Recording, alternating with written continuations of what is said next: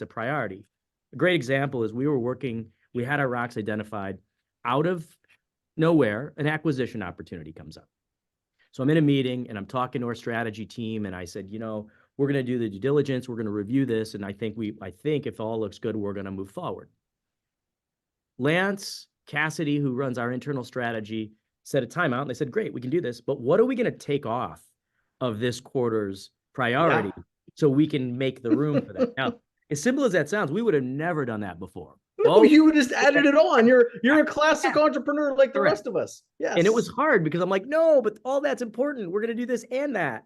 And they're like, yeah, no, you're not going to do it the right way. You can't. So let's push it on. Not forever. Maybe we'll push this off for a quarter, but focus on this. And we did. And what happened was we were able to spend the amount of time that we needed, the focus, the resources, everything that we needed to do to integrate that acquisition, probably the best we've ever done in the history of our company. We spent the time, and because people weren't spinning plates, they didn't feel like they had to do this a little bit and that a little bit.